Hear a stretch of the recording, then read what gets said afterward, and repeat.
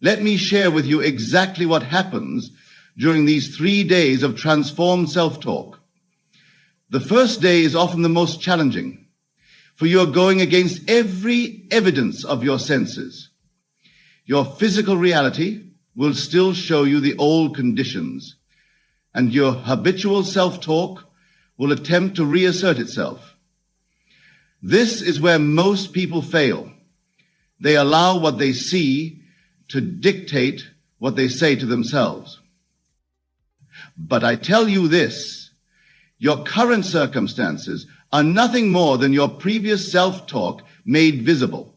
In the book of Hebrews, it is written, "Through faith we understand that the worlds were framed by the word of God, so that things which are seen were not made of things which do appear."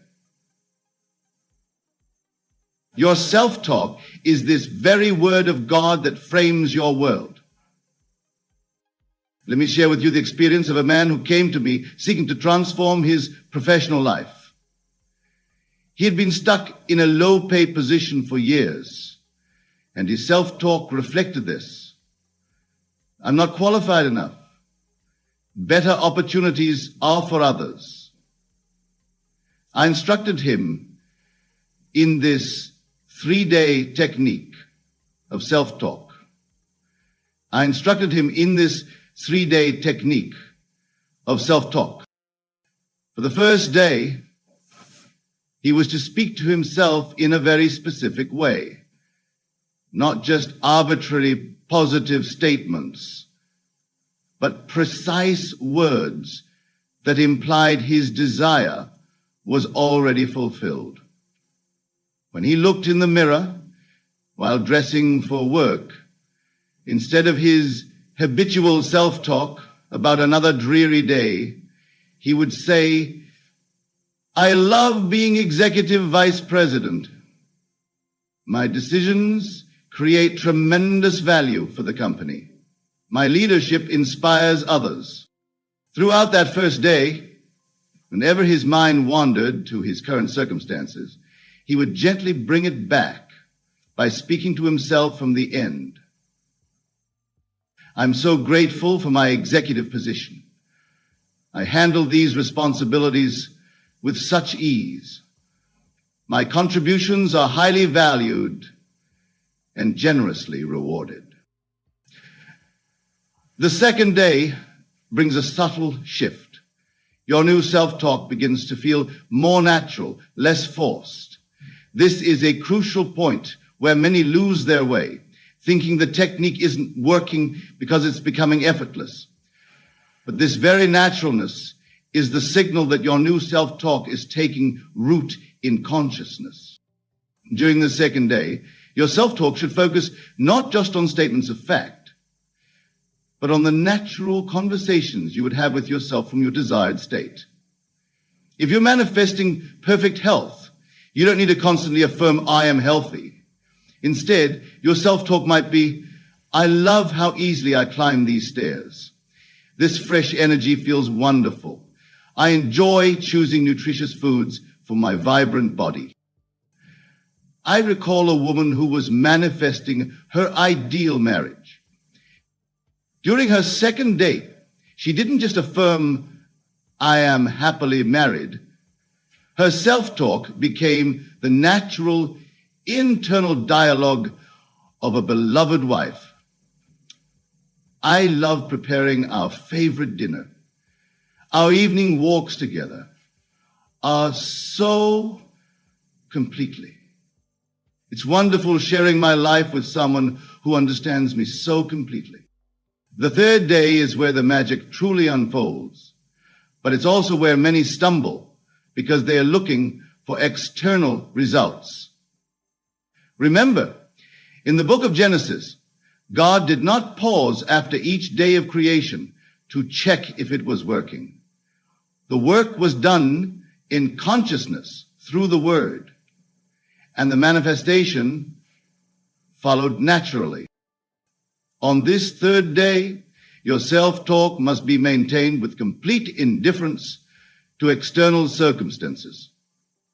If you're manifesting financial abundance and you check your bank account to find it unchanged, your self-talk must remain steady. I love how money flows to me from expected and unexpected sources. I enjoy choosing the finest things in life. It's wonderful having more than enough to share generously. Let me reveal to you something profound about these 3 days. They correspond to 3 states of consciousness: initiation, transition, and acceptance. Your self-talk must reflect and support each state.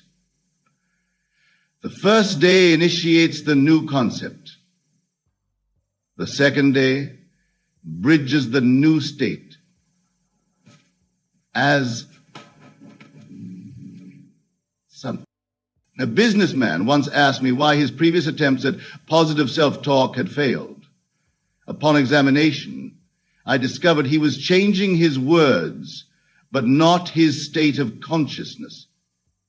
He would say, "I am successful," while internally arguing with the statement. I taught him that true self-talk isn't about the words alone. It's about speaking from the consciousness of already being what you desire to be. Now, let me share with you the exact structure of self-talk that creates the most rapid transformation during these 3 days. Many attempt to change their lives through haphazard positive statements, but there is a specific pattern, a divine order to effective self-talk that most never discover. This pattern is revealed in Scripture, where it states, "Let there be, and there was, and God saw that it was good." This is your template for powerful self-talk during these 3 days. First, you declare what is to be. Then you acknowledge it as already existing. Finally, you express gratitude for its perfection. I want to give you a living example. A young doctor came to me, frustrated with his practice. His self-talk was filled with anxiety about patients, concerns about income, and doubts about his abilities. For 3 days, I instructed him to transform his self-talk following this divine pattern. Upon waking the first morning, his self-talk began. "My practice is thriving. Patients seek me out for my exceptional care. I am known for my remarkable results." Throughout the day, whenever his old patterns of anxious self-talk attempted to surface, he would immediately shift to, "I love how smoothly my practice runs. Every patient interaction is satisfying and successful. My expertise brings healing to all who come to me." But here's the crucial point about your self-talk during these 3 days. It must be specific to your own desires and natural to your own way of speaking. Don't copy another's words. Your self-talk must feel like you, must flow naturally from your own consciousness, must be in your own voice. In the Psalms, it is written, "Deep calleth unto deep." Your self-talk must come from the depths of your being, not from the surface of your mind. When you speak to yourself during these 3 days, let the words rise from the consciousness of already being what you desire to be. Consider a teacher who came to me desiring to become a successful author. Her self-talk had been filled with doubt. Who would read my book? I'm not a real writer. I'll never finish this manuscript. I showed her how to structure her self-talk for the 3-day transformation. Instead of general affirmations about being a successful author, her self-talk became specific and natural. I love how readers connect with my stories. It's wonderful seeing my books in major bookstores. I enjoy signing copies for my devoted readers. These weren't just positive statements.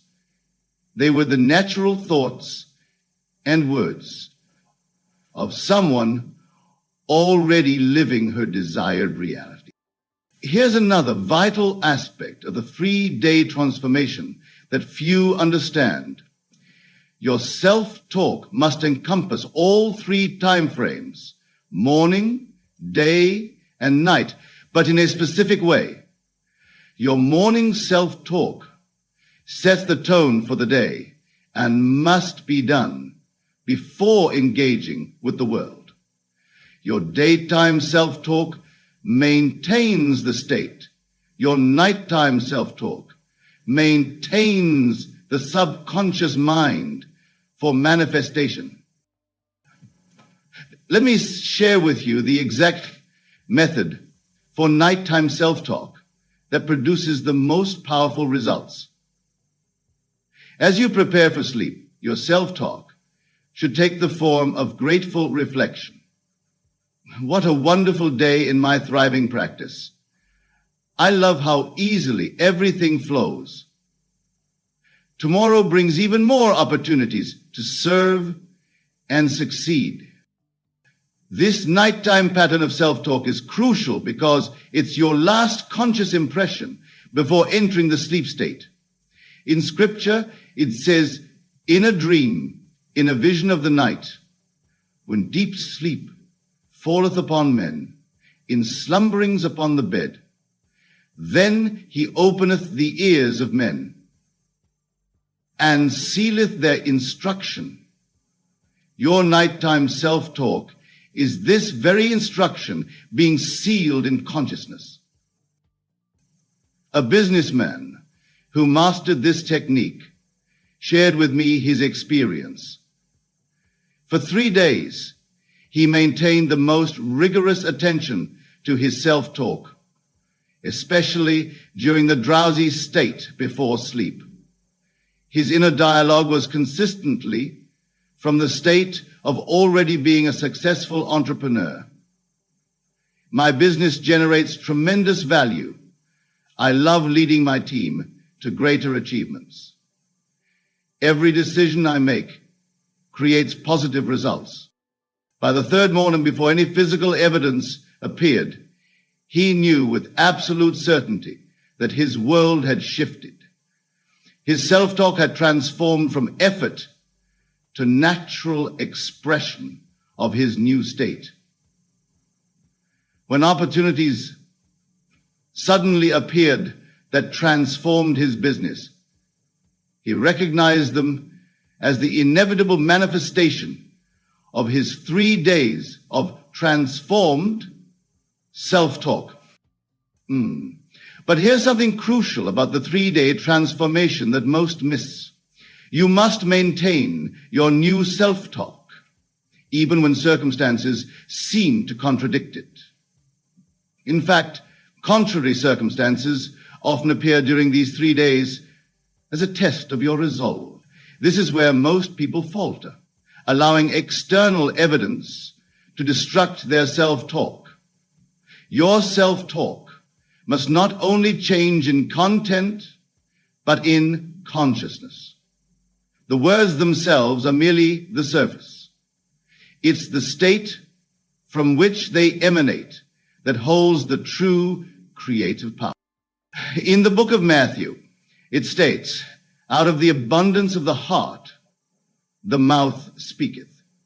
Your self-talk during these 3 days must flow from the heart, the consciousness of your wish fulfilled. This is why mechanical repetition of positive phrases fails to produce results. The words must be spoken from the consciousness of already being what you desire to be. I knew a woman who struggled with this principle until she grasped its essence. She desired to be a successful artist, but had never sold a painting. Her initial attempt at self-talk was mechanical. I am a successful artist. My paintings sell easily. But there was no transformation because she was speaking from her current state of lack. I taught her to first assume the consciousness of a successful artist, then let her self-talk flow naturally from that state. Her internal dialogue transformed. I love how collectors respond to my work.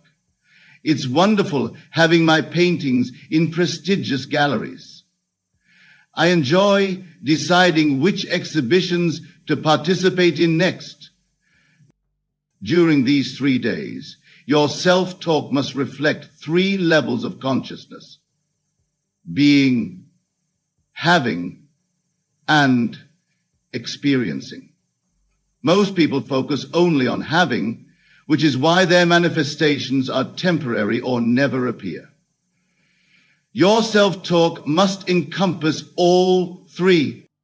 Let me illustrate this principle. A man came to me desiring financial abundance. His self-talk had been focused entirely on having money. I have unlimited wealth. I showed him how to structure his self-talk to include all 3 levels. Being, I am financially wise. I am a masterful creator of wealth. Having, I have abundant resources. I have multiple streams of income. Experiencing, I love choosing the finest experiences in life. I enjoy sharing my abundance generously. This 3-level self-talk must be maintained consistently throughout the 3 days. Upon waking, your first thoughts should naturally flow from this expanded consciousness. Throughout the day, your internal dialogue should reflect all 3 levels. Before sleep, your final thoughts should encompass this complete state. Here's another crucial aspect of the 3-day transformation. Your self-talk must be in harmony with the law of assumption.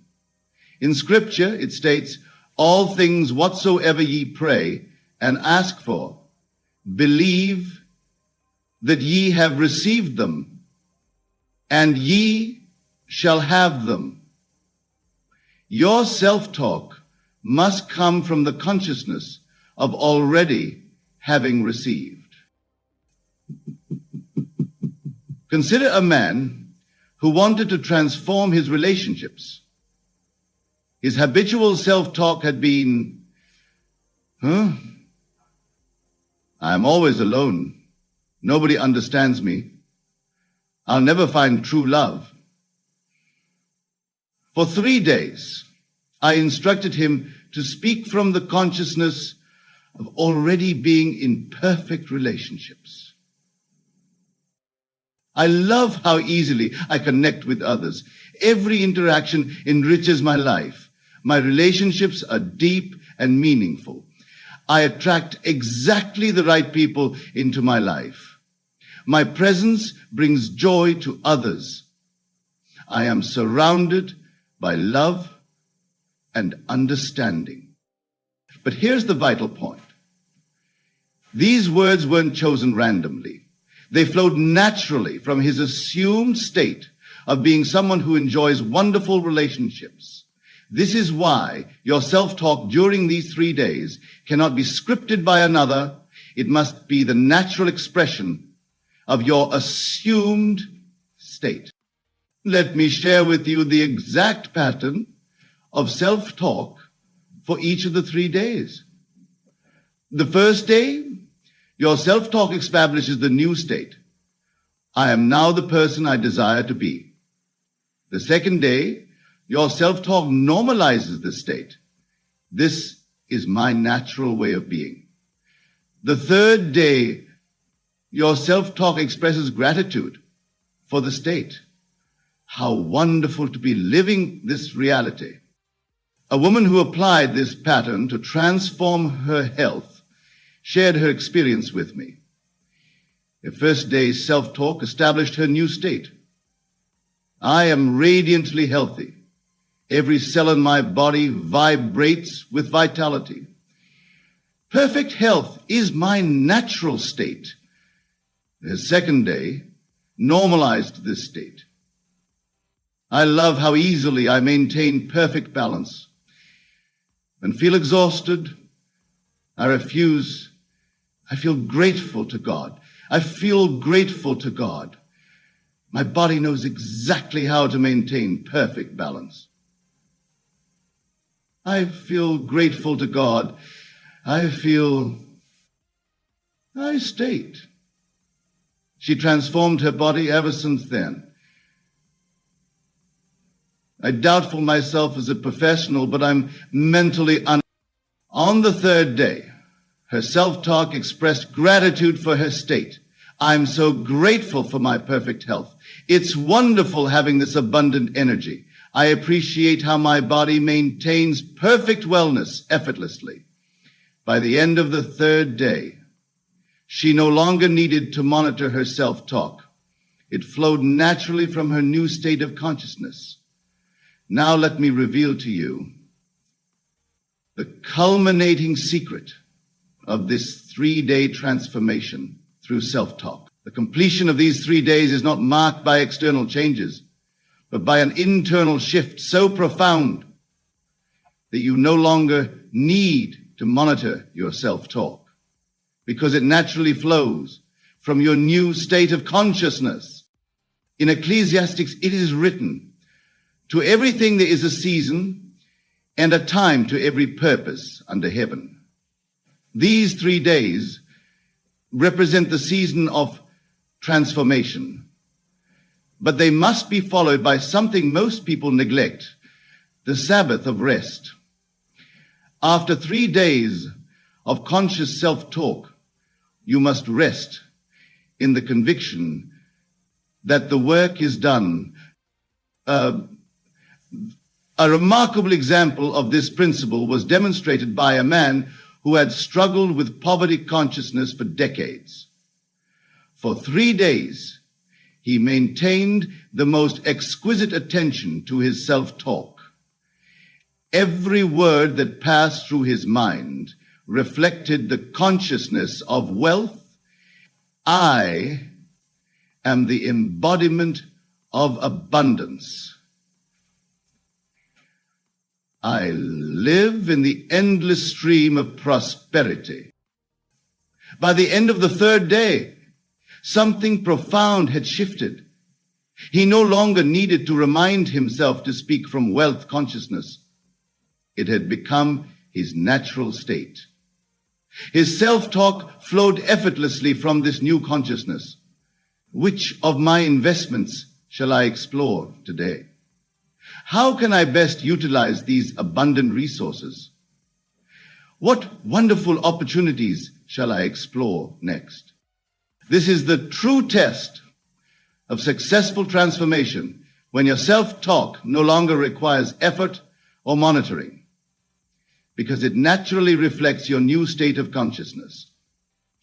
Just as you don't need to remind yourself to speak as who you are now, your new self-talk becomes the natural expression of who you have become. Let me share with you the final key to maintaining this transformation beyond the 3 days. Your self-talk must now become what I call your natural assumption. When you pick up a telephone, you naturally assume it will work. When you sit in a chair, you naturally assume it will hold you. Your new state must be maintained with this same natural assumption. Consider carefully what I tell you now. After these 3 days, if you find yourself slipping back into old patterns of self-talk, do not fight them. Instead, gently remind yourself, that was the old man speaking. I have crossed the bridge to my new state. Then resume your natural self-talk from your desired state. Remember the words in Scripture. Put off the old man with his deeds and put on the new man. Your transformed self-talk is the language of this new man. It is not something you do. It is something you become. The 3 days are merely the gestation period for this new birth. Let me conclude with this vital truth. Your self-talk is not just words. It is the very substance of your world taking form. Every word you speak to yourself is a seed planted in the fertile soil of consciousness. These 3 days of transformed self-talk are your concentrated period of planting, but the harvest will continue indefinitely if you maintain the state. The power to transform your entire life lies in your self-talk, but not in the superficial way most people understand. It is not about forcing positive thoughts or fighting negative ones. It is about speaking from the consciousness of already being who you desire to be. 3 days of consistent, conscious self-talk from this new state will transform your world.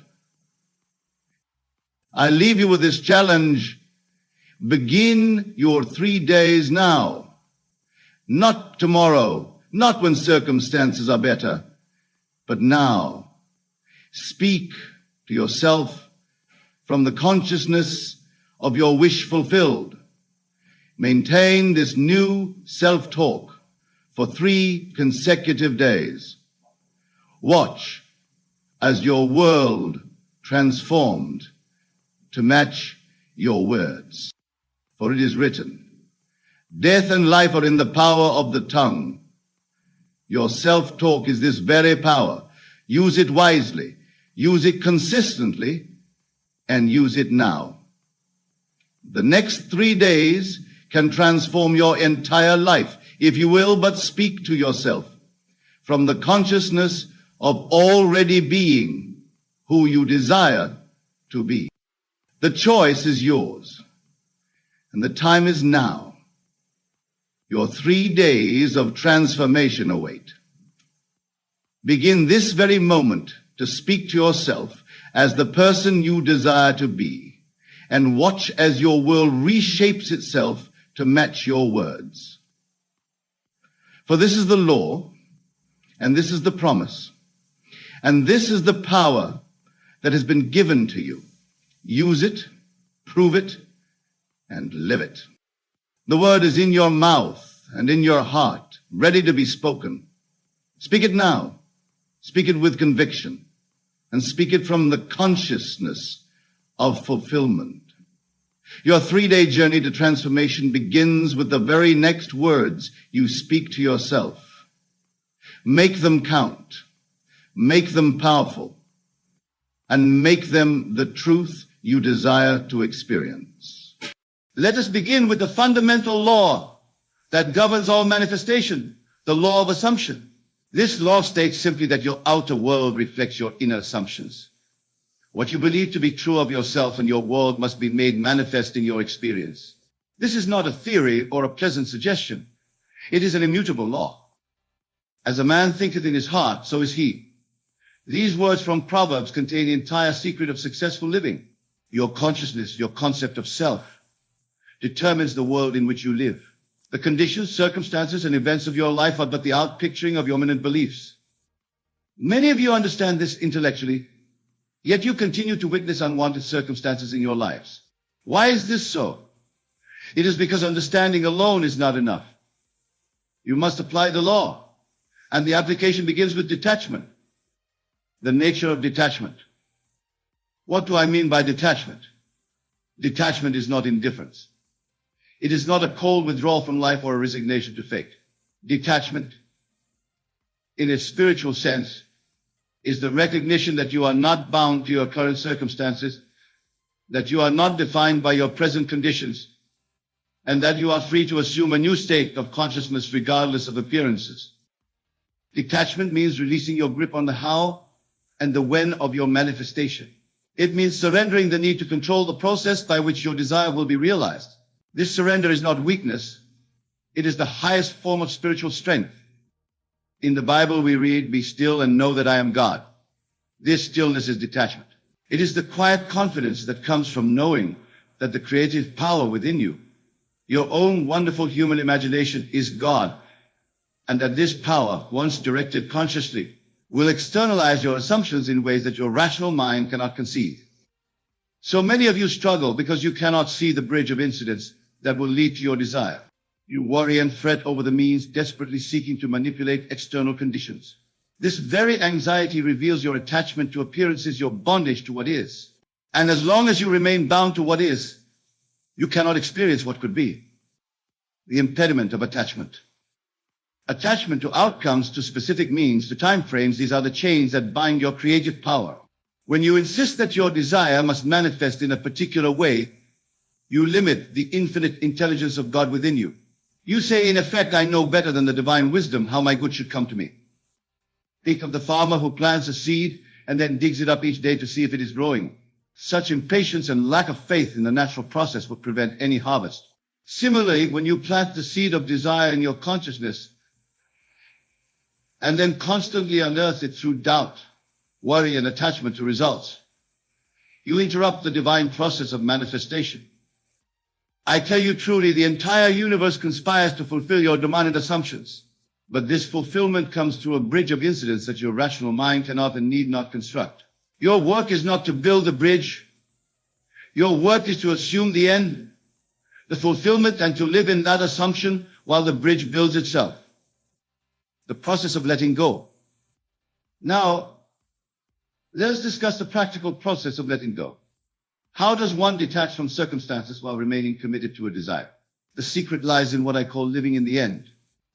To let go is to transfer your attention from the problem to the solution, from the lack to the fulfillment. It is to dwell mentally in the state of wish fulfilled, regardless of appearances. This dwelling is not a momentary visualization, but a sustained assumption.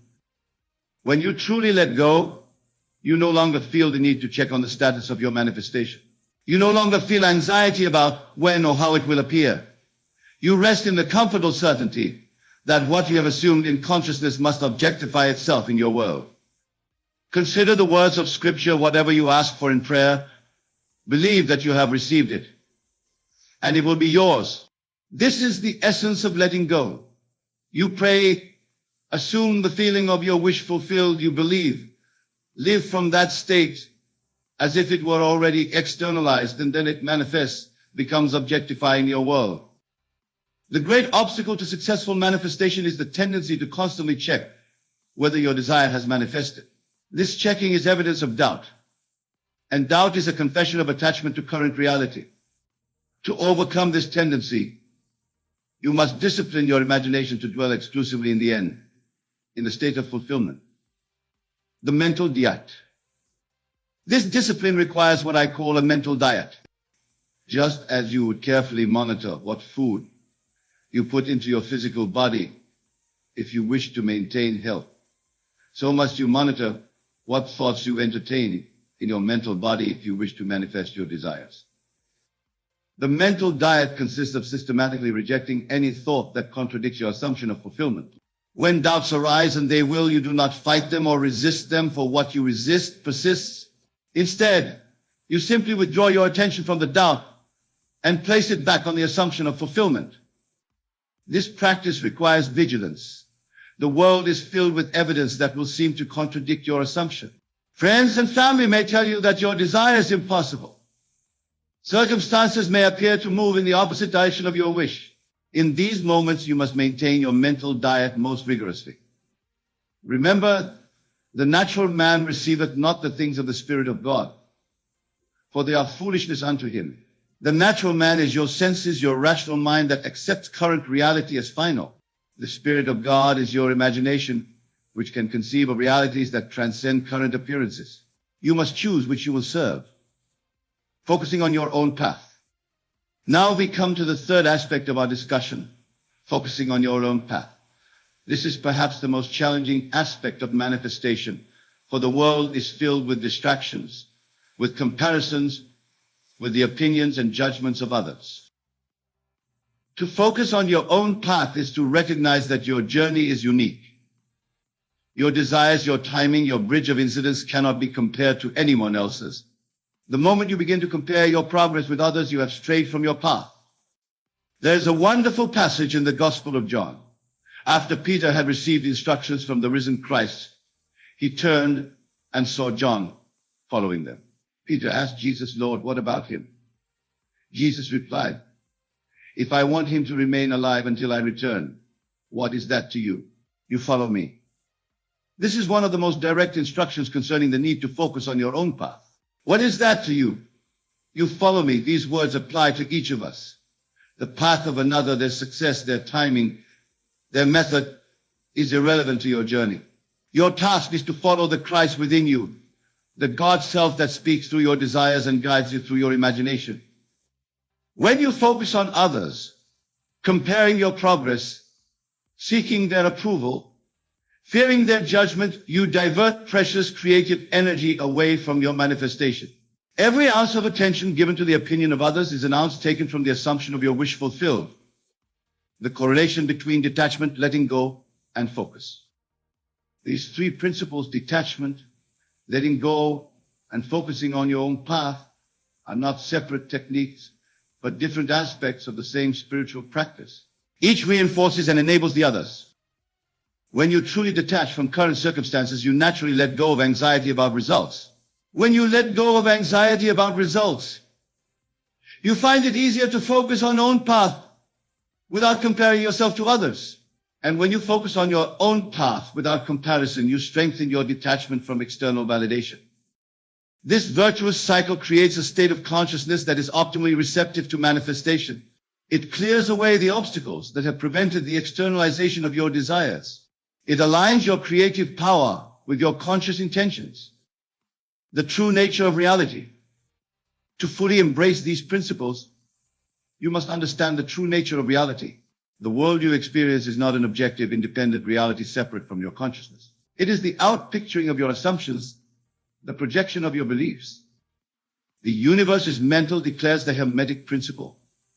All that you experience is created first in consciousness and then projected outward as experience.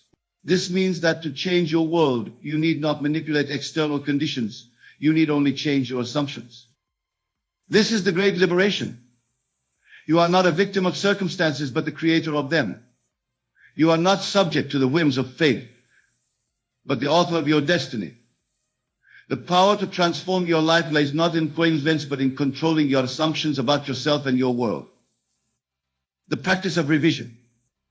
Now, I wish to share with you a powerful technique for detachment and letting go, the practice of revision. Revision is the art of reimagining past events in a way that aligns with your desired self-concept and life experience. At the end of each day, before you sleep, review the events that were unsatisfactory or that contradicted your desired state. In your imagination, revise these events. See them playing out differently in a way that aligns with your wish fulfilled. If someone was unkind to you, imagine them being courteous and respectful. If you failed at a task, imagine yourself succeeding brilliantly. If you received bad news, imagine receiving good news instead. This practice is not mere wishful thinking or denial of reality. It is the conscious application of the creative power of your imagination to rewrite the impressions in your subconscious mind. Since your subconscious accepts as true whatever you impress upon it, revision allows you to replace limiting impressions with empowering ones. Through consistent revision, you gradually detach from the limiting story of your past and create a new foundation for your future. You let go of grievances, disappointments, and failures, replacing them with experiences that support your new self-concept. the inner conversation. Another powerful practice for detachment and focusing on your path is to monitor and revise your inner conversation. Your inner conversation, the things you say to yourself, and the imaginary conversations you have with others, reveals and reinforces your true assumptions. Most people's inner conversations are filled with worries, justifications, rehearsals of grievances, and defenses against imagined criticisms. These mental dialogues keep them bound to unwanted circumstances and diverted from their true path. To transform your life, transform your inner conversation. Imagine hearing the congratulations of friends on your success. Imagine discussing your achievement as a fait accompli. Imagine the conversations that would follow naturally if your desire were already fulfilled. As you discipline your inner conversation, you will find that detachment becomes easier. You will naturally let go of anxiety about results because your mental world is already filled with the evidence of fulfillment. You will focus more easily on your own path because your inner dialogue affirms your unique journey rather than comparing it to others. The Sabbath rest. There comes a point in the manifestation process where all the work is done. You have planted the seed of assumption. You have nourished it with attention. You have protected it through mental diet. And now it must grow of its own accord. This is what I call the Sabbath rest. In the Bible, God created for 6 days and rested on the seventh, declaring his work complete and good. This is a pattern for all creation, including the creation of your desires in manifestation. There comes a time to rest, to cease all effort, to simply know that it is done. This Sabbath state is the highest form of detachment. It is the absolute confidence that your creative work is complete in consciousness and must now objectify itself in experience. In this state, there is no anxiety, no checking, no effort to make it happen. There is only the quiet knowing that what has been planted must come to harvest. Many miss their manifestations because they cannot enter this Sabbath rest. They continue to work, to effort, to manipulate conditions long after the creative act is complete. This continued effort implies doubt, and doubt negates the assumption of fulfillment. Learn to recognize when your work is done in consciousness. Learn to say, as the Christ within you says, it is finished. Then rest in that knowing, detached from appearances, letting go of control, focus solely on the truth established in your imagination. The testing of faith, the period between the planting of your assumption and its visible manifestation, is a testing of faith. During this interval, appearances may contradict your assumption. Doubts may arise. Others may question your certainty. These tests are not obstacles, but opportunities to strengthen your new consciousness. Each time you choose your assumption over appearances, you deepen your faith. Each time you detach from discouraging circumstances, you strengthen your creative power. Each time you let go of anxiety about results, you accelerate the manifestation process. Remember the words of Scripture, faith is the substance of things hoped for, the evidence of things not seen. Your faith, your persistent assumption that it is a means to acquire your desire. It is the substance of the desire itself, already present in consciousness, awaiting externalization. When doubts arise, do not fight them or fear them. Simply recognize them as remnants of your old consciousness, the consciousness you are transcending through your new assumption. Then gently but firmly return to your assumption, knowing that what you are conscious of being, you must become. The divine indifference. There is a state of consciousness that I call divine indifference. This is not apathy or lack of interest in your desires. It is the serene knowing that your assumption, once firmly established in consciousness, must manifest regardless of appearances or time frames. Divine indifference allows you to pursue your daily activities without anxiety, without constantly checking for evidence, without the inner tension that comes from attachment to outcomes. It is the ability to live contentedly in the present moment while knowing that your future is secure in your assumption. This state might be described as earnest expectancy without anxiety. You are expectant because you know the law must fulfill your assumption. You are without anxiety because you know the law must fulfill your assumption. The certainty removes the need for concern. When you achieve this divine indifference, you will find that manifestations come more easily and more frequently. The very detachment accelerates the process, for it removes the resistance caused by doubt, worry, and overattention. The naturalness of your desire. Another key to successful detachment is to recognize the naturalness of your desire. Your desires are not random whims or egoic fantasies. They are the voice of God within you, calling you to express more of your divine nature, to experience more of the abundance that is your birthright. When you see your desires in this light, detachment becomes easier. You no longer feel that you are grasping for something beyond your desert or fighting against the order of things. You recognize that the fulfillment of your desire is as natural as the blooming of a flower or the rising of the sun. This recognition eliminates the sense of struggle that accompanies so many people's manifestation efforts. You need not fight for your good. You need only align your consciousness with it through assumption. You need not force your desire into being. You need only provide the conditions in consciousness for its natural unfoldment. As Jesus said, consider the lilies of the field, how they grow, they toil not, neither do they spin. The lily does not strain to become a lily. It simply unfolds according to its nature. Similarly, your desires unfold naturally when you align your consciousness with their fulfillment. The state akin to sleep. There is a particular state of consciousness that facilitates detachment and the impregnation of your subconscious with new assumptions.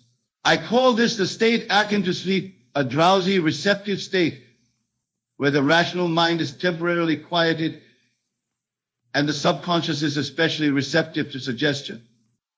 In this state, which you can enter just before sleep, upon awakening, or through deliberate relaxation during the day, your imagination has direct access to the subconscious. The images and feelings you entertain in this state are accepted without the interference of the rational mind's doubts and objections.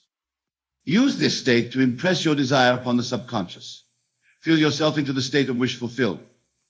Experience in imagination the joy and gratitude of having what you desire. Then allow yourself to drift into sleep or to return to normal consciousness, knowing that the seed has been planted. This practice, performed consistently, will gradually transform your dominant assumptions about yourself and your world. As your assumptions change, your experience must change to match them. This is the law, the freedom of consciousness. The ultimate secret of detachment is the recognition that you are pure consciousness.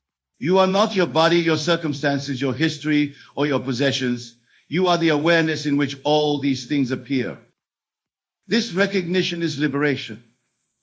When you know yourself as consciousness rather than content, you can change the content at will. You are no longer bound to any particular set of circumstances because you recognize that circumstances are projections of your assumptions, not independent realities. From this perspective, detachment is not something you do. It is the recognition of what you are. You are naturally detached from all conditions because you are the consciousness in which conditions appear, not the conditions themselves. This is the meaning of Jesus' statement, be in the world, but not of the world. To be in the world is to participate in the experiences of human life. To be not of the world is to recognize that you transcend these experiences, that you are the consciousness that witnesses and creates them. The practice of I am. To strengthen this recognition of your true nature, practice what I call the I am meditation. Set aside time each day to sit quietly and focus on the feeling of pure existence, the feeling of I am. Before you identify with any particular attribute or condition, before you say I am rich or I am poor, I am successful or I am failing, there is the pure awareness of being. This awareness is your true self, your God self. As you rest in this awareness, you naturally detach from limiting conditions. You recognize that all descriptors that follow I am are assumptions that you are free to change. You are not inherently any particular condition. You are the consciousness that assumes conditions. From this state of pure awareness, you can then consciously choose the assumptions that will shape your experience. You can say with full conviction, I am wealthy, I am healthy, I am fulfilled, knowing that these statements define your consciousness and therefore must define your experience. The transformation of identity. Manifestation at its core is not about acquiring things or changing circumstances. It is about transforming your identity, your concept of self. When your self-concept changes, your world must change to reflect it. Most people try to change their lives by manipulating external conditions while maintaining the same self-concept. This is why their efforts so often fail. The external always conforms to the internal. Your circumstances are the shadow cast by your concept of self. To create lasting change, you must adopt a new identity. You must see yourself as the person who already has what you desire, who already is what you wish to be. This identity shift is the essence of assumption. When you truly assume a new identity, detachment from old conditions happens naturally. You no longer worry about how or when your desire will manifest, because in consciousness, from the perspective of your new identity, it has already manifested. You are simply waiting for the outer to catch up with the inner. The persistence of assumption. The final key to successful manifestation is persistence in your assumption. This does not mean effortful striving or constant affirmation. It means returning to your assumption whenever you become aware that your thoughts have strayed from it. Your old beliefs and assumptions have momentum. They have been reinforced over years or decades of thinking, and they will not be replaced by a single session of imagining.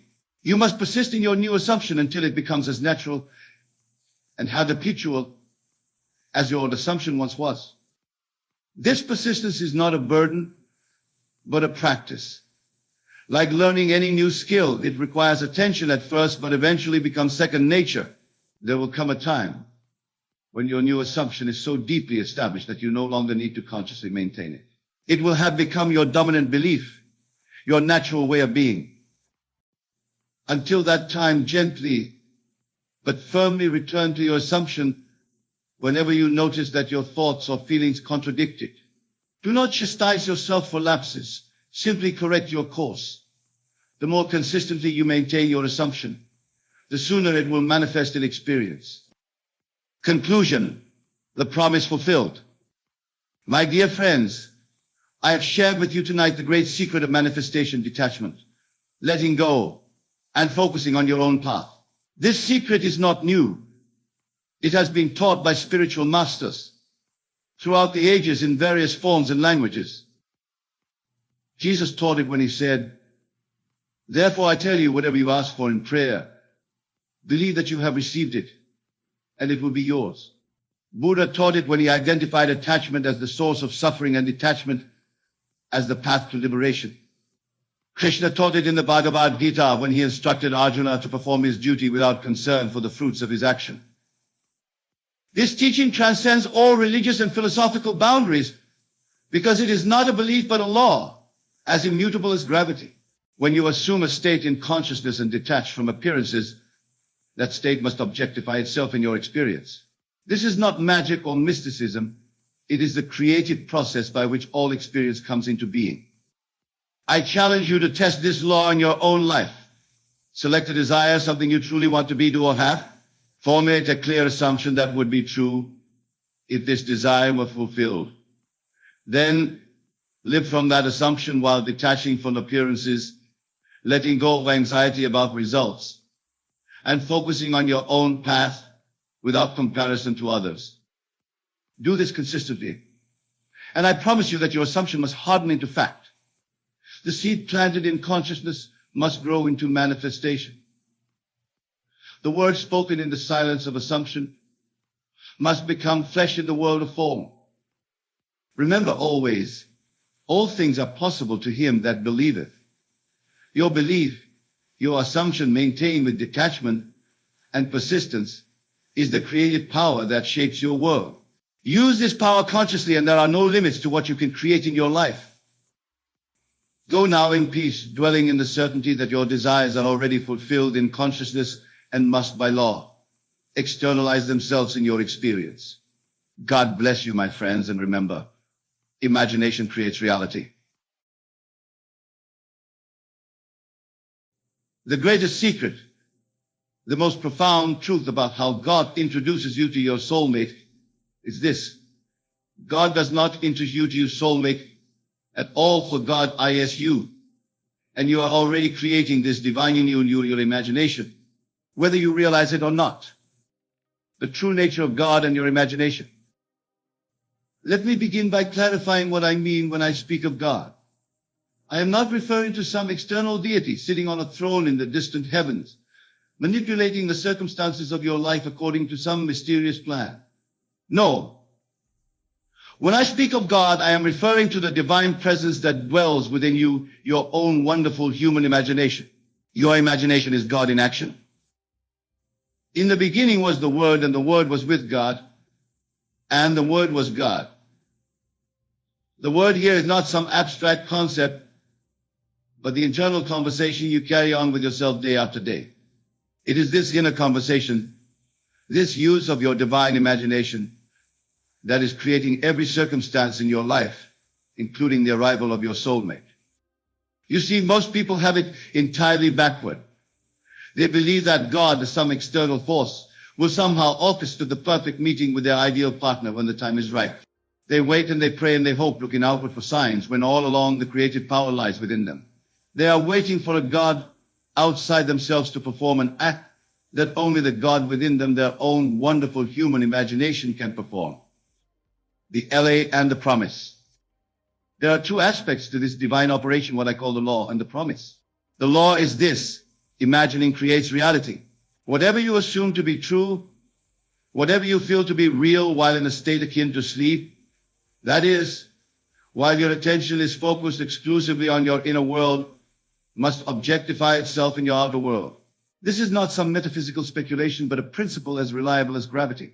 It cannot fail. The promise is that you will awaken to the realization that you are God, the sole creator of your life experience. When it comes to your soulmate, both the law and the promise are at work. Through the law, you can manifest the specific relationship your heart desires. Through the promise, you will eventually realize that this outer relationship is but a reflection of an inner unit that has already taken place. The creative power of imagination. Now let us explore how this creative power, your imagination, actually works to bring your soulmate into your life. Most people think that what they observe in their world is the cause of what they feel. They believe that when they finally meet the right one, then they will feel loved, complete, fulfilled. But this is completely backward. Feeling is the secret. Feeling is not the result of having found your soulmate. Feeling is the cause that brings your soulmate to you. Let me repeat that. Feeling is not the effect. Feeling is the cause. You must first generate within yourself the feeling that would naturally follow having already met and united with your soulmate. You must live from the end. What does it feel like to be in the perfect relationship? Is it a feeling of security, of passion, of being completely understood, of peaceful companionship? Whatever that feeling is for you, you must capture it and dwell in it, knowing that this feeling is the creative force that will rearrange the circumstances of your life to match it. But you might ask, Neville, how can I feel that which has not yet happened? And I would answer, your imagination is the bridge. Through the controlled use of your imagination, you can experience now what your senses deny. This is the true meaning of faith, the substance of things hoped for, the evidence of things not seen, living from the end. Here is the practical application of what I am telling you tonight as you lie in your bed. Quiet your mind and body until you reach that drowsy, sleepy state just before sleep claims you. In this state, construct a scene that implies you have already found and united with your soulmate. Perhaps you imagine lying beside them, feeling their presence, their warmth. Perhaps you imagine introducing them to a friend or family member, hearing yourself say, I'd like you to meet my husband, wife. Perhaps you imagine celebrating an anniversary, looking back on years of joy spent together. Whatever scene you choose, it must imply that the relationship is already a fact. And as you construct this scene, involve all your senses. Feel the warmth of their embrace, hear their voice, smell their scent, see their smile. Make it as real as possible in your imagination. And most importantly, capture and intensify the feeling that this scene evokes within you. Then, as you drift off to sleep, carry this feeling with you. Let it be the last thing in your consciousness that sleep claims you. For it is this feeling impressed upon your subconscious mind that will work night and day to bring about its physical equivalent in your world, the Sabbath. And once you have performed this imaginative act, you must enter what the Bible calls the Sabbath. The Sabbath is not a day of the week, but a state of consciousness. It is a state of complete rest, where you cease from all effort, knowing that what you have imagined must come to pass. To enter the Sabbath means to live as though your desire has already been fulfilled. You don't continue to ask or beg or plead for your soulmate to appear, for that would imply they are absent. Instead, you give thanks for their presence in your life, even though your senses may not yet confirm it. This is perhaps the most difficult part for most people. They perform the imaginative act, and then they look to the world for confirmation. When they don't see immediate results, they become anxious, doubtful, and begin the whole process again, never allowing the seed they have planted to grow to full manifestation.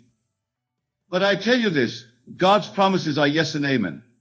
What you have conceived in your imagination with feeling must objectify itself in your world. It is law, but you must give it time to unfold according to its own pattern, its own rhythm. You must remain faithful to your imaginative act, persisting in the assumption that what you have imagined is already done. Your inner conversations. Now, let me speak about something that many of you may not have considered: your inner conversations. Throughout the day, you are constantly talking to yourself, carrying on internal dialogues. These inner conversations are powerful creative forces. When it comes to your soulmate, what is the nature of your inner conversation? You tell yourself, I'll never find the right person. Do you rehearse past disappointments and project them into your future? Do you constantly question why you are still alone? If so, you are using your creative power, the God within you, to perpetuate the very state you wish to escape. Instead, revise your inner conversation to align with your desire. Speak to yourself as though your soulmate is already part of your life. Let your inner voice say, I am so grateful for the love we share, or how wonderful it is to be so perfectly matched. Make these new thought patterns a habit, and you will be amazed at how quickly your external reality begins to shift. Remember, your consciousness is the only reality. The world you experience is simply consciousness objectified.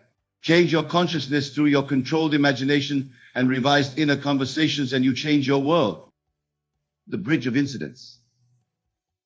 Now, when you have properly impressed your subconscious mind with the feeling of your wish fulfilled, a bridge of incidents will form to lead you to the physical realization of your desire. This bridge of incidents is a series of apparently causally connected events that lead to the manifestation of your desire. You need not be concerned with how this bridge will form. That is not your responsibility. Your responsibility is only to remain faithful to the feeling of the wish fulfilled. The infinite intelligence within you, which is God, knows how to bring about the perfect circumstances to unite you with your soulmate. It may not happen in the way you expect. In fact, it rarely does. You may meet this person in the most unlikely place, under the most unusual circumstances. What appears to be a chance encounter will be revealed in retrospect as part of an intricate and perfect plan that was set in motion the moment you impressed your subconscious mind with the feeling of your wish fulfilled. This is how God, your own wonderful human imagination, introduces you to your soulmate. Not through external manipulation of events, but through the internal manipulation of consciousness, which then objectifies itself as the perfect series of events leading to your divine union. Recognizing your soulmate. Many wonder how they will recognize their soulmate when they appear.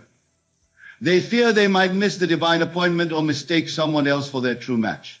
But I tell you this, when you have properly used your imagination to impress the feeling of the wish fulfilled upon your subconscious mind, recognition will be automatic and mutual.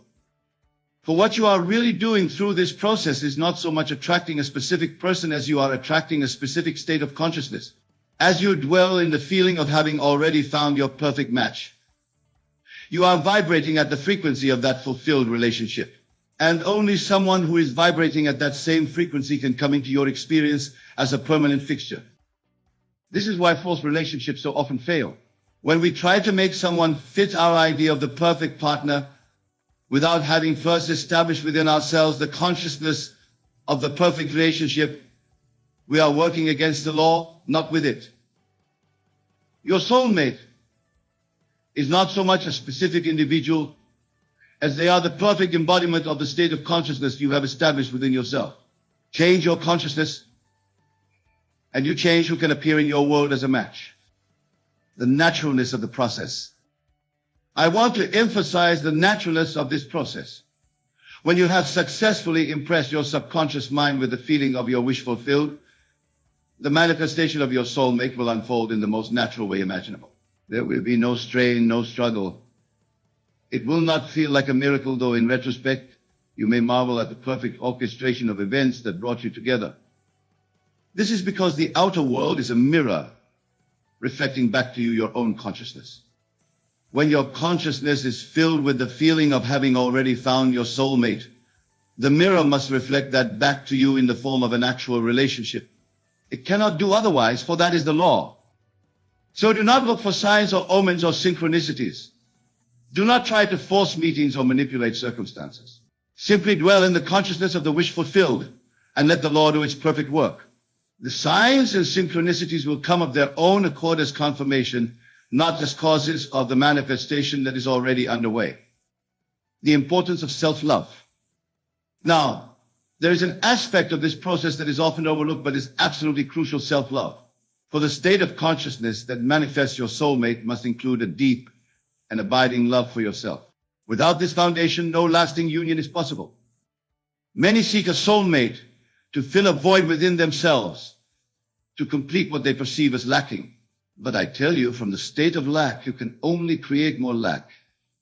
It is only from the state of wholeness that you can create a whole and fulfilling relationship.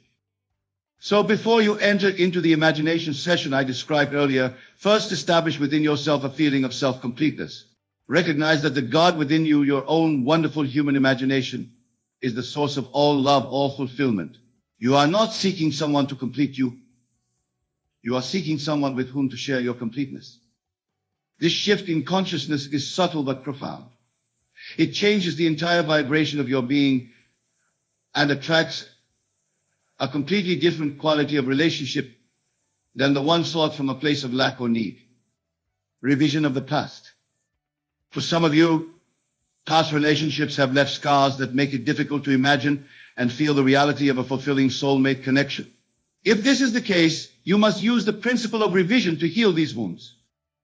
Revision is the art of mentally rewriting past events to align with your desires.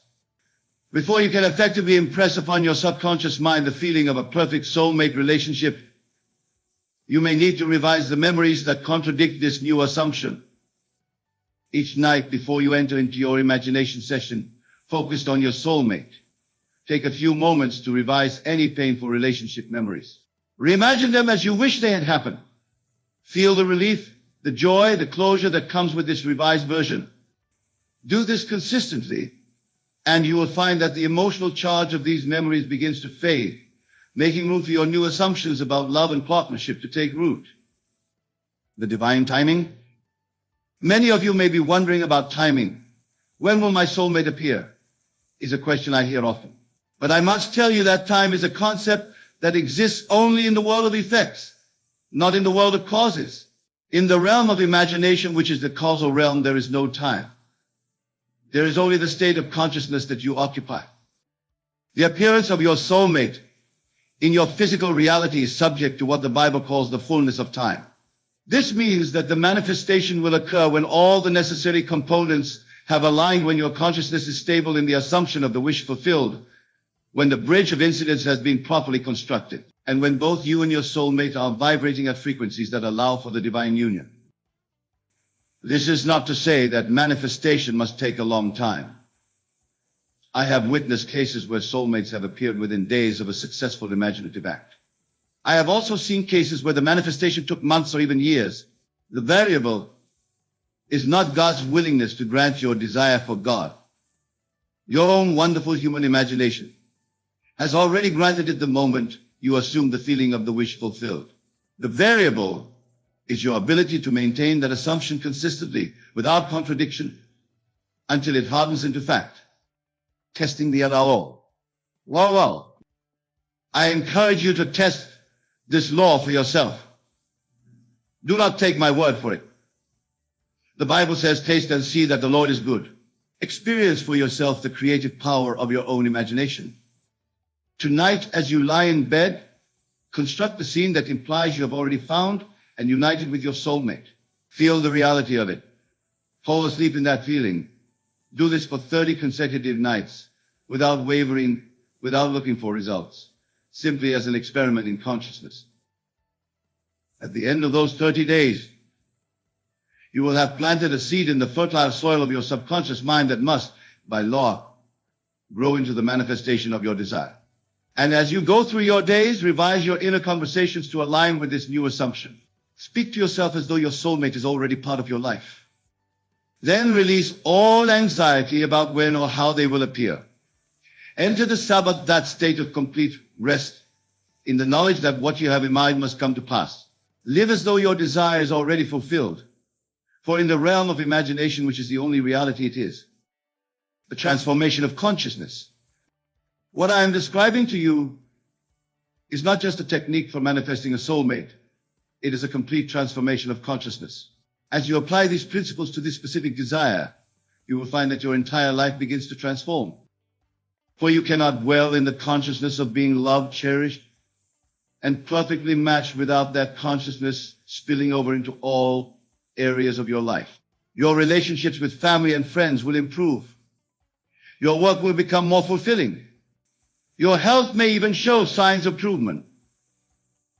This is because you are aligning with the truth of your being that you are God, expressing as the specific individual you perceive yourself to be. This transformation of consciousness is the real miracle, far more significant than the appearance of any specific person in your life. For when you realize that you are the operant power in your world, that your imagination creates reality, you are free from victim consciousness forever. You no longer see yourself as subject to external forces, waiting for fate or chance to bring you what you desire. You recognize yourself as the author of your experience, the creator of your destiny. And from this elevated state of consciousness, your soulmate appears not as someone who will save you or complete you, but as the perfect reflection of the divine love you have awakened within yourself. This is the true divine union, not the union of two incomplete halves, but the union of two whole beings who recognize in each other the God that they themselves are. The persistence of faith. I must speak now about the importance of persistence, for many of you will begin this practice with great enthusiasm, only to abandon it when results do not immediately appear. This is the pattern I have observed in countless students over the years. They start with conviction but lack the persistence to see their desires through to manifestation. Faith is not a momentary surge of belief. It is the persistent occupation of the desired state. It is the unwavering confidence that what you have imagined and felt as real in your imagination must objectify itself in your physical reality. This kind of faith is rare, but it is the key to successful manifestation. When doubts arise, and they will arise, do not fight them or deny them. Simply observe them, and then gently return to the feeling of the wish fulfilled. Each time you successfully return to that feeling despite contrary evidence, you strengthen the impression on your subconscious mind, bringing the manifestation closer. Remember the story of the fig tree in the Bible. Jesus cursed it, and it appeared unchanged. But he did not doubt his word. He continued on his way, confident that what he had decreed must come to pass. And when they passed by the fig tree again, it had withered from the roots. This is the model of perfect faith, speaking the word and then proceeding in the absolute confidence that it will manifest regardless of appearances. The role of gratitude. As you walk this path toward the manifestation of your soulmate, let gratitude be your constant companion. Gratitude is the highest vibration, the most magnetic attitude of mind. When you are grateful for your soulmate before they physically appear, you are functioning at the highest spiritual level. Each night as you perform your imaginative scene, conclude it with deep and sincere gratitude. Thank God, your own wonderful human imagination, for having already granted your desire. Feel the gratitude that naturally accompanies the receipt of something precious and long desired. This attitude of gratitude accelerates manifestation because it affirms that what you have imagined is already yours. It closes the gap between your desire and its fulfillment, bringing them together in the eternal now. The signs following. Although I have cautioned you against looking for signs, it is natural that as your manifestation approaches physical realization, certain signs will begin to appear. You may find yourself randomly thinking about love and relationships more often. You may notice happy couples everywhere you go. You may even have dreams of your soulmate before you meet them physically. These signs are not the cause of your manifestation, but the effects of your changed consciousness. They are confirmations that the bridge of incidents is under construction. Welcome them, but do not become attached to them. They are signposts along the way, not the destination itself. And when your soulmate does appear in your life, it will seem so natural, so perfect, that you may temporarily forget the imaginative work you did to bring them to you. This too is part of the process. For the law works best when it seems not to be working at all, when manifestation appears to be the result of natural causes rather than spiritual law. But in quiet moments of reflection, you will recognize the truth that this divine union was orchestrated not by some external deity, but by the God within you, your own wonderful human imagination. And in this recognition lies a power and a freedom beyond anything you have previously known. The perfection of the Allah. I want to address a concern that many have expressed to me over the years. They worry that if they use their imagination to manifest a specific type of person as their soulmate, they might somehow interfere with free will or divine order. But this concern is based on a misunderstanding of the law. The law of assumption does not override anyone's free will. It simply draws to you the people and circumstances that align with your state of consciousness. Your soulmate is drawn to you by the same law that draws you to them. Their appearance in your life is as much their manifestation as it is yours. This is the perfect operation of divine law. You are not forcing anyone to be with you against their will. You are simply aligning yourself with the state of consciousness in which your soulmate is already present. And from that state, the law works to bring together those who are vibrating at compatible frequencies. So release all concerns about interfering with the natural order. There is no order more natural than that established by your own divine imagination. Trust in the perfection of the law and allow it to work its wonders in your life. The evolution of the relationship. Now, once your soulmate has appeared in your life, the work of imagination does not cease. For relationships are dynamic, evolving entities. The same law that brings you together will keep you in harmony and deepen your connection as you continue to use your imagination constructively. If challenges arise, as they do in even the most divinely orchestrated unions, return to your imagination. Construct scenes that imply the resolution of these challenges. Feel the relief, the renewed harmony and understanding. Fall asleep in this feeling and watch as your relationship transforms to match your imagined state. This ongoing use of imagination is the secret to a relationship that continues to grow and thrive through the years. For the law never ceases to operate. What you continue to imagine and feel as real will continue to objectify itself in your experience. The ultimate revelation. And now I come to the ultimate revelation about how God introduces you to your soulmate. The greatest secret is this: your soulmate is not outside you, but within you. The relationship you seek in the external world is but a reflection of a union that must first be consummated within your own being. In the deepest spiritual sense, your soulmate is your own divine nature seeking expression through relationship. The love you seek is your own love, reflected back to you through another. The companionship you desire is communion with the God within you, made tangible in the form of another person. When you fully realize this truth, you understand that the purpose of the soulmate relationship is not merely personal happiness, but spiritual awakening. Through the mirror of relationship, you come to know yourself as God, the creator of your reality. This is the ultimate purpose of all manifestation, all desire. So as you lie in bed tonight, constructing your scene that implies you have already found and united with your soulmate, know that you are doing far more than manifesting a relationship. You are participating in the greatest spiritual adventure possible, the discovery of your true divine nature through the perfect deflection of love. Conclusion, the promise fulfilled. I have shared with you tonight the law by which God, your own wonderful human imagination, introduces you to your soulmate. I have given you the practical steps to apply this law in your life. But beyond the law lies the promise that you will awaken to the realization that you are God, expressing as the specific individual you perceive yourself to be. This awakening is the true purpose of all desire, all manifestation. Your desire for a soulmate is not merely a human longing for companionship. It is the divine within you seeking to know itself through relationship. As you use your imagination to manifest your soulmate, you are participating in this greater spiritual purpose. And when you look into the eyes of your beloved and recognize there the God that you yourself are, the circle is complete. The promise is fulfilled. You have not only found your soulmate, you have found yourself. You have experienced the truth of the ancient teaching, I am my beloved's, and my beloved is mine. This is the ultimate revelation about how God introduces you to your soulmate. God does not introduce you to someone outside yourself. God, your own wonderful human imagination, reveals to you the love that you are through the perfect mirror of relationship. Tonight, as you retire to your bed, remember that you are engaging in the most divine activity possible, the activity of creation.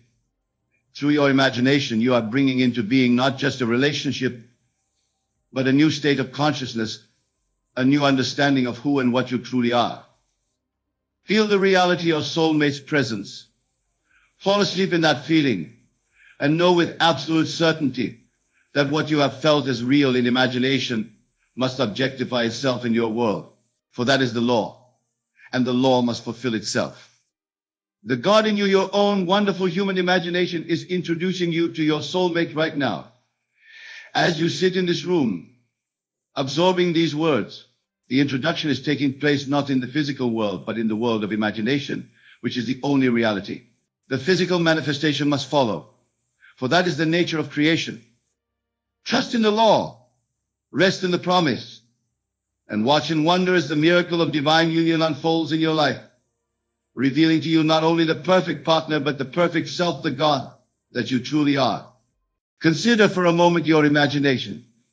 You may perceive it as a fleeting daydream, a pleasant distraction, or at best, a tool for creativity. But I say unto you, your imagination is the very workshop of creation, the God-given power through which all things are made manifest. But what does it truly mean to trust your imagination? It is not a matter of indulging in idle fantasies or escapism. It is a state of consciousness, a shift in your very being that aligns you with the creative power of the universe. It is about recognizing that your imagination, far from being separate from reality, is the very substance and source of all that you experience. Let us delve deeper into this profound truth.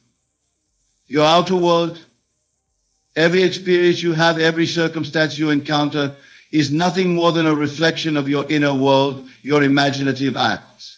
And this inner world can be radically altered by learning to trust and use your imagination consciously and purposefully. When you understand this, truly understand it, you realize that by carefully choosing and vividly imagining your desired state, you are actively creating a new reality that will unfold in your experience. This understanding is crucial, for it shifts the entire paradigm of how you approach life. No longer are you a helpless being at the mercy of external circumstances, hoping for favorable conditions. You become the active creator of your reality, knowing that as you imagine and feel your desired state as real, the universe must rearrange itself to match this new inner vision. But how, you may ask, can one truly learn to trust their imagination when the outer world seems so solid and unyielding? The answer lies in understanding the true nature of your imagination. For your imagination is not a mere fantasy maker, and your inner visions are not mere daydreams. Your imagination is the very substance of reality, the clay from which all experience is molded. Let us take a moment to truly understand this. Your subconscious mind, which is one with the universal creative force, does not distinguish between what you vividly imagine and what you actually experience in the outer world. It accepts as true whatever you feel to be true in your imaginal acts. And once it accepts an idea as true, it proceeds to bring it into manifestation in your physical reality, regardless of how long it takes in clock time or how impossible it may seem given current circumstance. So, when you learn to trust your imagination, when you fall asleep in the absolute conviction that your imagined state is real, you are not engaging in wishful thinking or self-deception. You are actively creating your new reality from within. You are aligning yourself with the creative power of the universe, allowing it to work through you and for you to manifest your desires. This, my dear listeners, is the essence of learning to trust your imagination. It is about recognizing that the power to shape your reality lies within you, waiting to be expressed through your conscious imaginal acts. It is about understanding that your outer world is nothing more than a reflection of your inner imaginative acts, which can be radically altered by learning to trust and use your imagination purposefully. Consider the biblical phrase, faith is the substance of things hoped for, the evidence of things not seen. This is not a mere poetic expression or a vague spiritual concept. It is a statement of cosmic law, an invitation to recognize the power of your imagination. For what is faith, if not the ability to see and feel as real that which is not yet manifest in the outer world? When you truly trust your imagination, when you feel the reality of your imagined state with every fiber of your being, you are exercising true faith, and in that moment you are changed. The outer manifestation may take time to catch up, but the inner transformation is instantaneous. But let me be clear, learning to trust your imagination is not about forced visualizations or strained affirmations. It is about a total immersion in the feeling of your desired state being real. When you truly embody this practice, you naturally assume the thoughts, feelings, and inner conversations of the person you desire to be. You go to sleep not as the person bound by current circumstances, but as the person who is already living your desired reality in imagination. Let us explore this further with an example. Imagine a person who desires a loving relationship. Their outer reality shows no signs of this relationship manifesting. Now imagine this person deciding to trust their imagination completely. As they lie in bed, they immerse themselves in the feeling of being deeply loved and cherished. They feel the warmth of their imagined partner's embrace, hear loving words whispered in their ear, experience the joy and security of a fulfilling relationship. They allow this feeling of being loved to permeate every cell of their being. They fall asleep in this state, carrying it into their dreams. When they awaken, something has shifted. They may not see immediate external changes in their relationship status, but internally, they are no longer the same person. They have experienced the reality of being loved, and this new self-concept begins to reshape their outer world. In the days and weeks that follow, they find themselves naturally acting with more self-love and confidence. They interact with others from a place of fullness rather than need. They make choices that align with someone who knows they are worthy of love. And as they do so, their outer world begins to reflect this new inner state. They may find themselves attracting more positive attention, forming deeper likeness, and eventually manifesting the loving relationship they had imagined. This principle applies to every aspect of your life. Whether you desire success in your career, improvement in your health, enhancement of your financial situation, or any other change, the key is to trust your imagination completely. Feel the reality of being the person who has what you want. Fall asleep in that state, knowing that as you do so, you are planting a seed in the fertile soil of your subconscious mind that must grow into your outer reality.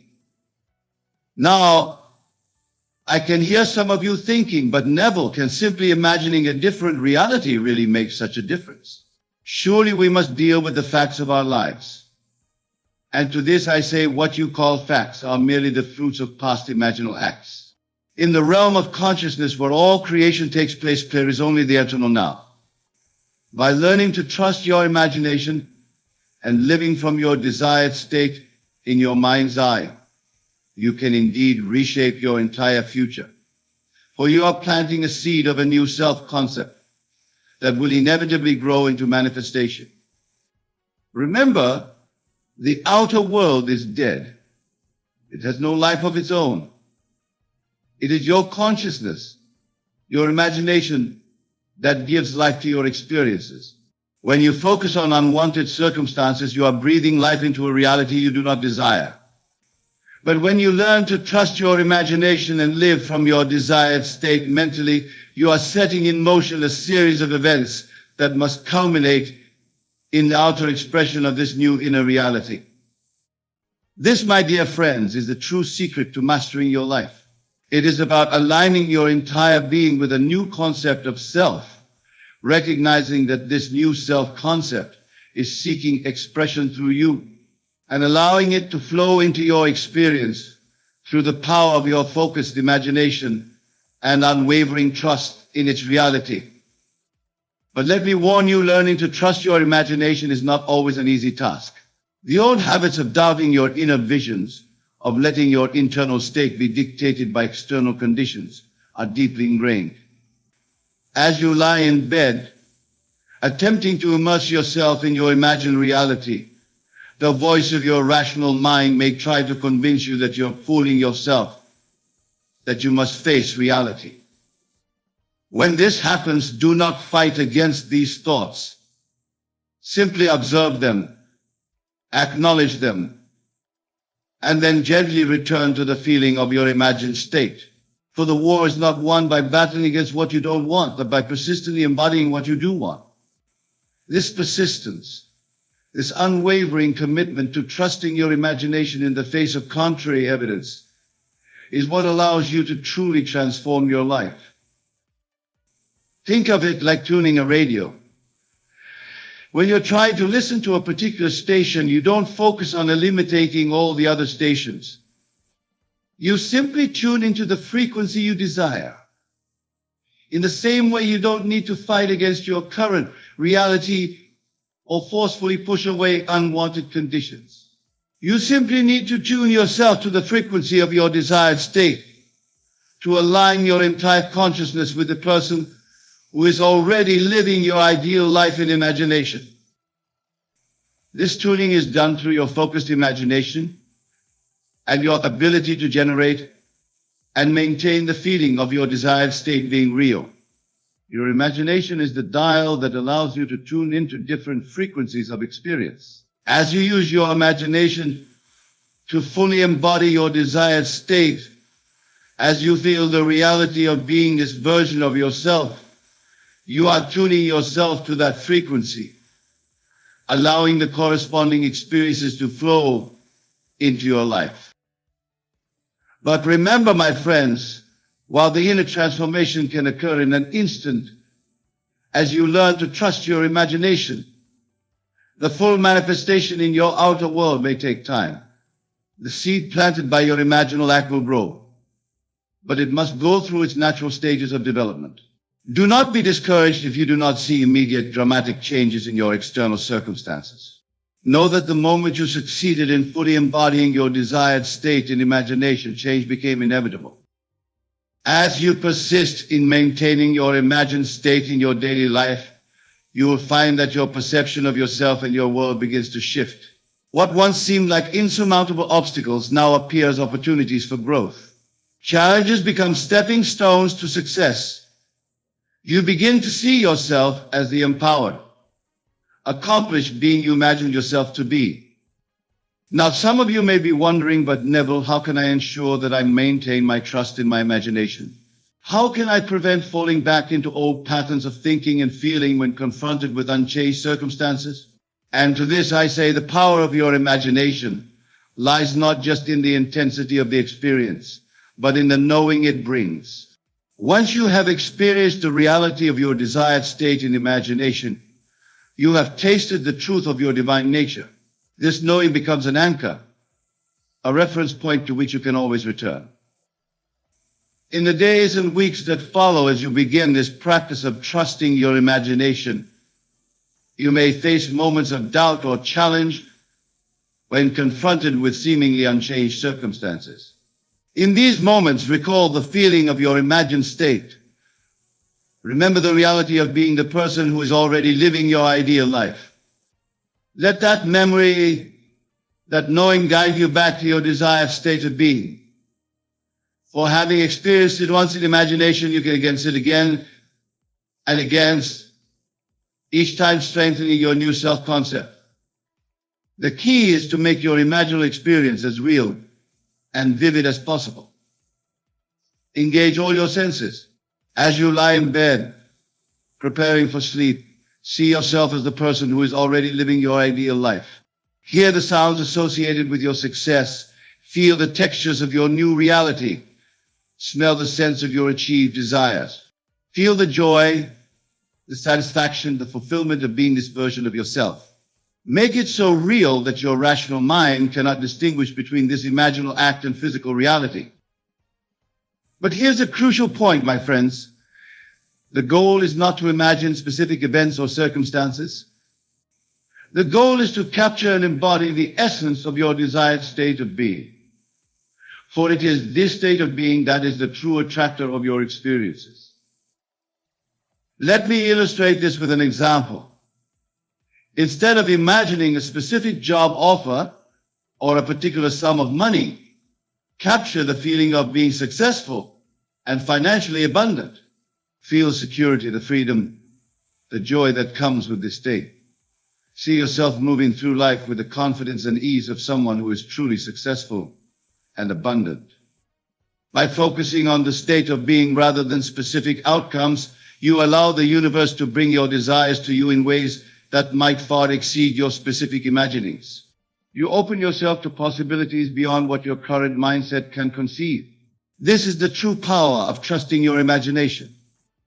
As you practice this, you may find that your outer world begins to shift in subtle ways. Perhaps you start to feel more confident and empowered.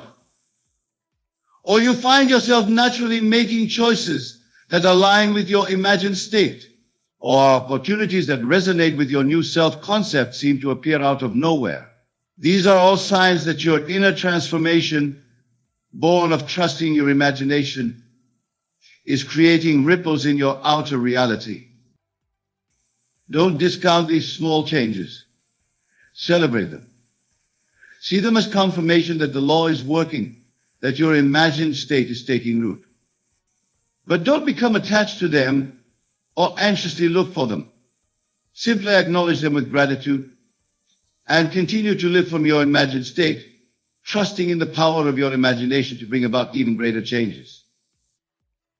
As you persist in this practice, larger changes will begin to manifest. You may find yourself naturally attracting experiences that align with your new self-concept. You may notice that your relationships improve, that your career takes off, that your health flourishes. And as you continue to maintain your trust in your imagination, you'll discover that life becomes an exciting adventure of ever-expanding possibilities. But remember, the outer manifestation is not the ultimate goal. The goal is a state of being from which all desired experiences naturally flow. This is a crucial point, my friends. When you've truly learned to trust your imagination, when you're fully living from your imagined state, you no longer need external conditions to confirm your state. You're already whole, already complete in your knowing that you are the person you've imagined yourself to be. And paradoxically, it's in this state of inner assurance that you're most likely to experience a life that reflects your ideal self-concept. Now, some of you might be thinking, but Neville, what about action? Don't we need to do things in the physical world to bring about change? And to this I say, yes, action is part of the process, but it's inspired action, not anxious doing. When you're living from your imagined state, ideas and opportunities will naturally present themselves to you. You'll feel inspired to take certain actions, to move in certain directions. These actions won't feel like struggle or effort. They'll feel natural, joyful, almost effortless. They will be the natural outgrowth of your new state of being, born from your trust in your imagination. This is the difference between trying to make things happen and allowing them to happen. When you're trying to force change, actions feel stressful, born out of fear and reaction to circumstances. When you're truly embodying your imagined state, actions flow naturally from your aligned state, guided by an inner wisdom that knows exactly how to bring about the manifestation of your desires. Consider the example of a seed growing into a mighty oak tree. The seed doesn't strain to become a tree.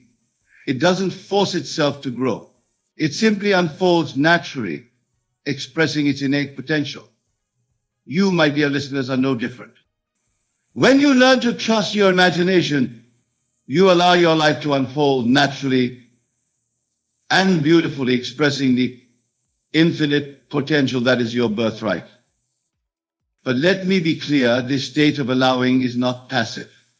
It requires an active use of your imagination, a deliberate and focused embodiment of your desired state. It requires faith, not blind faith in external forces, but faith in the creative power of your imagination and your ability to shape your reality through your mental images. This faith is not about believing that things will change someday in the future. It's about knowing that you are who you desire to be now, in this very moment, in your imagination, and that your outer world must inevitably conform to this new inner reality. As you cultivate this faith, as you persist in living from your imagined state, you'll begin to see evidence of your transformation manifesting in your outer world. These signs may start small, a newfound confidence in a situation that would have previously intimidated you, a chance encounter that leads to an unexpected opportunity, a sudden insight that changes everything. Do not discount these signs, no matter how small they may seem, for they are confirmation that your inner transformation, born of trusting your imagination, is indeed shaping your outer reality. They are breadcrumbs leading you to the full realization of the life you are creating in your mind's eye. As we near the conclusion of our discussion, I want to address a common concern that arises when people first encounter this teaching. Many worry that trusting their imagination might lead to a disconnect from reality or irresponsible behavior. But I assure you, my friends, the opposite is true. When you truly understand the principle of trusting your imagination, you realize that you are not separate from your world. As you elevate your own consciousness by living from your imagined state, you are elevating the consciousness of all. Your personal transformation, far from disconnecting you from reality, actually expands the field of possibilities for all. Moreover, when you are coming from a place of living in your imagined state, you naturally have more to give to others. You become a beacon of possibility, a living example of the power of imagination to reshape reality. Your transformation creates a ripple effect, touching the lives of everyone you encounter with your newfound energy, confidence, and joy. This is the true gift of learning to trust your imagination. It's not just about improving your individual life, although that will happen. It's about aligning yourself with the fundamental nature of the universe, which is boundless potential and perpetual creation. It's about recognizing your own divine nature and allowing it to express itself fully through you. In this state of alignment, of living from your imagined state, you become a channel for the most beautiful expressions of life. Ideas flow to you effortlessly.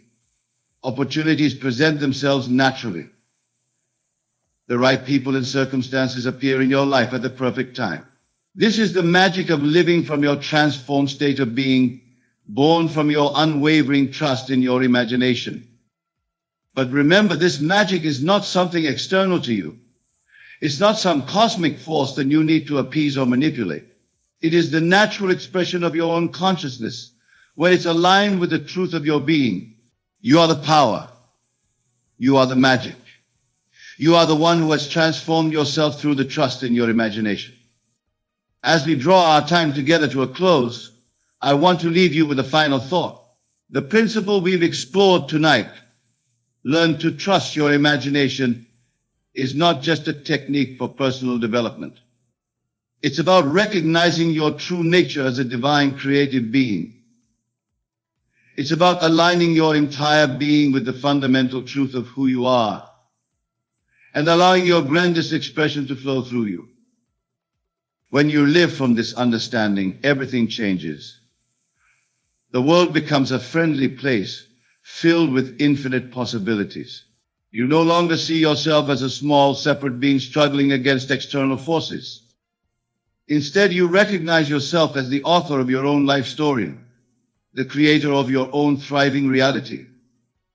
In this state, there's no need to fear the future or doubt your ability to create the life you desire. For you understand that you are the source of all creation in your experience. Your job is simply to maintain your imagined state, to live from that transformed consciousness, and to allow the universe to allow. So, my dear friends, as you leave here tonight, I urge you to embrace this principle with all your heart. Don't see it as a technique to be applied occasionally, but as a way of life to be lived continuously. Use your mighty imagination to immerse yourself fully in your desired state of being. Feel the naturalness of being the empowered divine being you truly are. Live from this state, persist in this knowing, and watch as your world rearranges itself to match your inner vision. Remember, you are not a limited being struggling to improve. You are the infinite consciousness choosing to experience growth and transformation from this particular vantage point. Your imagination is the tool through which you shape your experience. Use it wisely with the awareness of your true nature and the responsibility that comes with it. Go forth and create the fulfilling, joyous life that is your birthright, knowing that with each imaginal act, each moment of trust in your imagination, you are aligning more fully with the truth of limitless nature.